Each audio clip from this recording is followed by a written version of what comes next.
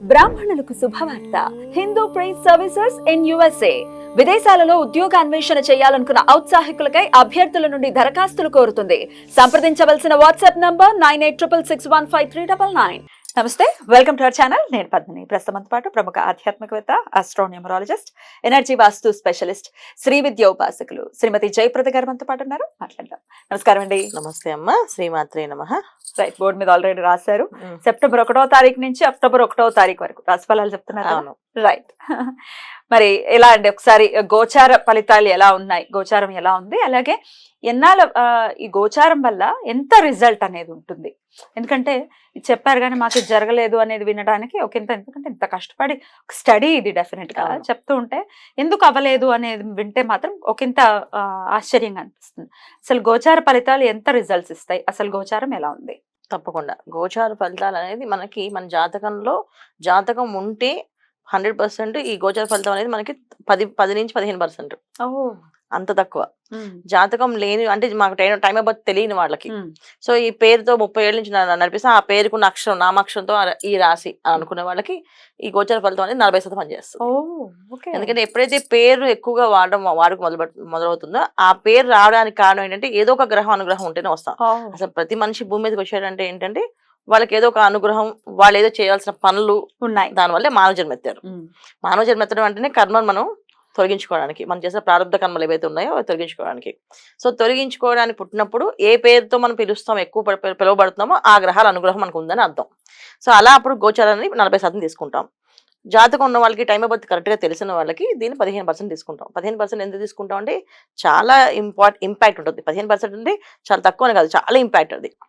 So గోచారంలో మనకి రాహు, గురువు, శని భగవానుడు వీళ్ళు చాలా పెద్ద గ్రహాలు. మిగతా అన్ని కూడా మాస గ్రహాల కింద వస్తాయి. వీళ్ళు సంవత్సరానికి, గురువు ఏమో సంవత్సరానికి మారుతాడు, రాహుకేతులు 18 నెలలకి మారుతారు ఒక్కొక్క రాశి నుంచి. శని భగవాన్ 2.5 సంవత్సరాల నుంచి 2 సంవత్సరాల తర్వాత మారుతుంటారు. సో ఆయన ముందున్న వెనుకున్న రాశుల వాళ్ళందరికీ ఆ ప్రభావం ఉంటుంది ఖచ్చితంగా. ఆయన వక్రిస్తూ ఉంటారు కదా, సో వక్రించినప్పుడు వెనక రాశి వాళ్ళకి ఇబ్బంది, ముందుకు వెళ్తున్నాడు ముందు రాశి వాళ్ళకి ఇబ్బంది. ఆయన సో శని భగవాన్ ఉన్నాడు అంటే మెయిన్. సో మనకి కావలసిన మెయిన్ ఆధారం ఏంటంటే జాతకంలో కావాల్సిన కెరియర్ సెటిల్ అవ్వాలన్నా, కెరియర్ బాగుండాలన్నా శని భగవాన్ ఎక్కడో చూసుకోవాలి. ఆర్థికంగా ఇబ్బందులు లేకుండా, ఆర్థికంగా బ్రహ్మాండంగా ఉండాలనుకుంటే గురువు ఎక్కడో చూసుకోవాలి. సో ఏ మాయలో పడకుండా, ఏ ఇబ్బందులు పడకుండా, ఏ లోన్లు పెట్టకుండా మనం ఉన్నాము అనుకుంటే రాహుకేతులు చూసుకోవాలి. సో వీళ్ళు మేజర్. సో ఈ మేజర్ గ్రహాలు ఎప్పుడైతే ఉన్నాయో అవి ఖచ్చితంగా ఇంపాక్ట్ ఉంటాయి. ఆ సంవత్సరం అంతా ఏ రాశిలో వీళ్ళు ఉంటారో ముందు వెనక ఉన్న రాశుల వాళ్ళతో సహా ఆ రాశి వాళ్ళకి ఇబ్బందులే. అయితే మాస ఫలితాలు ఎందుకు చూసుకుంటామంటే ఇక్కడ రవి మారుతాడు, శుక్రుడు మారుతుంటాడు, బుధుడు మారుతుంటాడు, కుజుడు మారుతుంటాడు. ఇవి మాస గ్రహాలు ఎందుకు అంటే మనకి ఇవి మారడం వల్ల కొంతవరకు ఈ పనులు చేయొచ్చు. ఇప్పుడు మనం ఈ లోన్ పెట్టుకోవచ్చా పెట్టుకోకూడదా, ఈ లోన్ తీసుకోవాలా వద్దా, కొన్ని విషయాలు క్లారిటీ వస్తుంటాయి. ఆ విషయాల కోసం మనం ఏళ్ల తరబడి వెయిట్ చేయలేదు. ఈ గ్రహస్థితిని బట్టి కూడా చూసుకోవచ్చు. ప్రమోషన్ కావాలి, చూసుకోవాలి. అందుకని ఈ మాస గ్రహాలు అనేది మనం ఖచ్చితంగా చూసుకొని ఈ మాస ఫలితాలు ఎలా ఉన్నాయి చూసుకుంటాం అన్నమాట. ఒకసారి గోచారం ఎలా ఉందో ఒకసారి. సో గోచారంలో మీనంలో రాహు నాన్న, సో వృషభం రాశిలో గురువు, తర్వాత కన్యలో కేతువు, కుంభంలో శని భగవాన్ వక్రించి ఉన్నాడు. నవంబర్ దాకా ఉన్నాడు ఆయన వక్రించి. సో అందుకని ఖచ్చితంగా మనకి ఏంటి ఇబ్బందులు ఉన్నాయంటే వాళ్ళు ఉండే ఇంపాక్ట్ మనకి ఉంటుంది. ఏమేమి ఉంటాయి అంటే ఆర్థికంగా కొంచెం ఇబ్బందులు ఉంటాయి, బద్ధకం ఉంటుంది మనుషులందరికీ, చేయాలని పనులు చేయాలనిపించదు. ఎందుకంటే మీనంలో రాహు ఉన్నాడు కనుక ఖచ్చితంగా మనకి పూజల దగ్గర, తర్వాత నోములు చేయాలన్నా, దానాలు చేయాలన్నా బద్దకిస్తుంటాం. మిగతా విషయాన్ని యాక్టివ్. ఒక పార్టీ ఉందంటే రెడీ, మేము ముందే వచ్చేస్తాం అని చెప్తుంటారు. ఒక సినిమాకి వెళ్ళాలంటే ఫాస్ట్ గా ముందుకు వెళ్ళిపోతుంటారు. ఇవన్నీ జరుగుతుంటాయి. ఇవి మాత్రం అవ్వదు, ఎందుకంటే మీనంలో రాహు అనేది ఆపోజిట్. సో ఖచ్చితంగా ఇబ్బంది పడతాం. తర్వాత శని భగవాన్ వక్రించి ఉన్నారు కనుక చాలా వరకు పెండింగ్ కేసులు. మరి ధనుసు రాశి వారికి ఎలా ఉండబోతుందండి సెప్టెంబర్ మాసం? తప్పకుండా ధనుసు రాశి వాళ్ళకి ఈ మాసంలో కుజుడు మెయిన్ రోల్ వీళ్ళకి చూపిస్తుంది. అందుకే సప్తమ స్థానంలో కుజుడు వీళ్ళకి అదొక్క ఇబ్బంది వీళ్ళకి. ఎందుకంటే సప్తమ స్థానంలో కుజుడు ఎప్పుడు కూడా సంబంధ బాంధవ్యాల స్థానం అంటాం. అది ఆ స్థానం అంటే పైగా మిథునం అంటే, సో మిథున రాశిలో కుజుడు సప్తమ స్థానంలో అవడం వల్ల వీళ్ళకి ఏంటంటే బయట మనుషులతో బయటికి ఇలా వెళ్ళగానే గొడవలు వస్తాయి. జస్ట్ మామూలు మాట్లాడితే కూడా గొడవ, అంటే రామ అంటే కూడా అది బూతుగా కనిపిస్తుంది అని అంటారు. అలాంటి పరిస్థితి ఈ మాసంలో వీళ్ళు ఎదుర్కోవాల్సి వస్తుంది. సో అందుకని చాలా జాగ్రత్తగా వెళ్ళేటప్పుడు వచ్చేటప్పుడు చూసుకుని వెళ్ళడం అనేది చాలా ఇంపార్టెంట్. ఆర్థిక పరమైన ఇబ్బందులు కొన్ని ఉన్నాయి, కోర్టు నుంచి సమస్యలు కొన్ని ఇబ్బందులు ఉన్నాయి వీళ్ళకి. గవర్నమెంట్ నుంచి వచ్చే లావాదేవీలు పనులు ఏవైతే ఉన్నాయో అవి వదిలేయడం, ఈ మాసం వదిలేయడం అనేది చాలా ఇంపార్టెంట్. సో దానికోసం ప్రయత్నం చేయడం కానీ వెళ్ళడం కానీ చేయడం వల్ల ఏమవుతుందంటే, ఎప్పుడైతే సప్తమ స్థానం సంబంధ బాంధవ్యాల స్థానం చెప్తున్నాం కదా, సో వీళ్ళు ఏ పని మీదన్నా ఇప్పుడు ఈ అంటే మనకి వృశ్చిక రాశి వాళ్ళకి వెళ్తే పనులు అవుతాయి, ధనుసు రాశి వాళ్ళకి వెళ్ళకుండా ఉంటేనే పనులు ఉంటాయి, క్షేమంగా ఉంటారు ఇంట్లో. సో వీళ్ళు వెళ్ళడం తెచ్చుకోవడం అనేది వెళ్ళి జస్ట్ మామూలుగా రేపు వచ్చేయండి సార్ మీకు మంచిగా పేపర్ ఇచ్చేస్తాను నవ్వుతున్న వాడు కూడా తెల్లారు పొద్దున్న వెళ్ళగానే మొహం ఇలా పెట్టుకుంటాడు. ఏం తల పెట్టుకున్నా అనేది తప్పుగా అర్థమవుతుంది వాళ్ళకి. సో అలాంటి ఇబ్బందులు ఎదుర్కొనే అవకాశం ఉంది. ఆర్థిక ఇబ్బందులు కొన్ని ఉన్నాయి వీళ్ళకి. తర్వాత వీళ్ళకి ఉద్యోగాల్లో కొన్ని ప్రాబ్లమ్స్ ఏవైతే ఉన్నాయో అవి కంటిన్యూ అవుతున్నాయి. లాస్ట్ మంత్ నుంచి వీళ్ళకి అవి కంటిన్యూ అవుతాయి, అవి కొంచెం ఉన్నాయి ఖచ్చితంగా. తర్వాత వీళ్ళకి శని భగవాన్ ఒక రాహు ఒక ఎనర్జీస్ కూడా పనిచేస్తూ ఉంటాయి వీళ్ళకి. దానివల్ల ధనుసు రాశి వాళ్ళు ఈ మాసంలో ఎంతవరకు ఏ పనులైనా మామూలుగా కామన్ గా వెళ్ళే ఉద్యోగస్తులకి వాళ్ళు చేసుకుని రావడం, కామన్ గా వ్యాపారం చేసుకునే వాళ్ళకి నార్మల్ గా వెళ్ళడం, ఇవన్నీ నార్మల్ గా జరగడమే అనేది చాలా ఇంపార్టెంట్.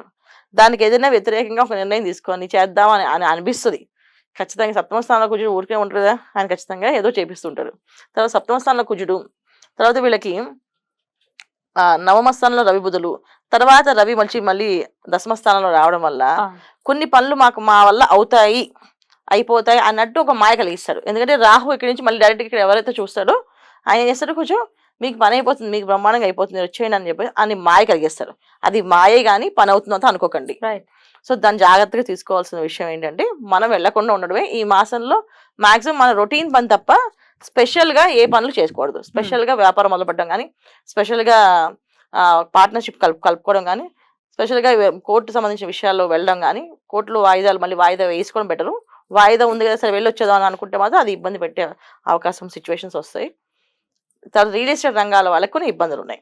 సో వాళ్ళు కూడా ఈ మాసంలో మాక్సిమం ఎంత సైలెంట్ గా ఉంటే అంత హ్యాపీగా ఉంటారు వీళ్ళు. సో వీళ్ళు వాళ్ళు అని కాదు, కామ్ డౌన్ అవి ఉండాలి ఈ ధనుసు రాశి వారు ఖచ్చితంగా ఉండాలి. అన్ని రంగాల్లో ఉన్న వాళ్ళు కూడా ఉండాల్సింది. సో మీడియా రంగంలో వాళ్ళకి కొంచెం ఇబ్బందులు ఇంకా ఎక్కువగా అనిపిస్తాయి, వాళ్ళ మీద ఎక్కువ కామెంట్స్ రావడం మాట్లాడడం అనేసి. మీడియా రంగంలో ఉన్న వాళ్ళు కొంచెం జాగ్రత్తగా ఉండడం ఇంకా ఇంపార్టెంట్ వాళ్ళకి. మిగతా వాళ్ళకంటే వీళ్ళు ఇంకా ఎక్కువగా ఉండాలి జాగ్రత్తగా. ఎందుకంటే ఊరికే పబ్లిసిటీ అయిపోతుంటారు కదా, పబ్లిసిటీ ఫిగర్స్ అన్నప్పుడు ఆటోమేటిక్ వాళ్ళకి జరుగుతుండే సిచ్యువేషన్స్ ఏంటంటే కొంచెం అవమానాలు ఇబ్బందులు పడడం, కొన్ని కొట్లాటలు జరగడం జరుగుతూ ఉంటాయి. అవన్నీ జాగ్రత్తగా చూసుకోవాలి. దానివల్ల వీళ్ళకి ధనుసు రాశి వాళ్ళు ఈ మాసం అంతా ఏం చేయాలి వీళ్ళు అంటే, విష్ణు సహస్రనామ పారాయణ చేసుకోవడం, లేదా శివారాధన చేయించుకోవడం. విష్ణు పారాయణ చేయడం ఇష్టం ఉంటే విష్ణు పారాయణ పొద్దున్న సాయంత్రం చేసుకోవడం. శివారాధన చేసే అలవాటు ఉందండి మా ఇంట్లో అంటే శివారాధన చేసుకోండి చక్కగా. అభిషేకం పొద్దున్న అభిషేకం చేయించుకోండి, సాయంత్రం అభిషేకం చేయించుకోండి. నవరాత్రులు వస్తున్నాయి కనుక సెప్టెంబర్ నవరాత్రులు, మన సెప్టెంబర్ 2వ నుంచి మనకి గణపతి నవరాత్రులుగా ప్రారంభం అయిపోతాయి కనుక పూజ చేసుకుంటాం కనుక రోజు నిత్యం గణపతి దేవాలయానికి వెళ్ళి ప్రసాదం నైవేద్యం పెట్టడం, లేకపోతే లడ్డు నైవేద్యం పెట్టడం చేయడం వల్ల ఏమంటే సప్తమ కుజుడు కొంచెం శాంతిస్తారు. రైట్, గణపతి ఆరాధన మస్ట్ అండ్ షుడ్ గా చేసుకోవాలి. రైట్ అండి, చాలా బ్యూటిఫుల్ గా ఎక్స్ప్లెయిన్ చేశారు. డెఫినెట్ గా ఈ మాసం అంతా కూడా పీస్ఫుల్ గా వెళ్ళాలి ధనుసు రాశి వారికి అని మనస్ఫూర్తిగా కోరుకుంటూ, ఇక నెక్స్ట్ ఎపిసోడ్ లో మకర రాశి గురించి మాట్లాడుకుందాం అండి. Thank you. నమస్తే అమ్మా. శ్రీమాత్రే నమః.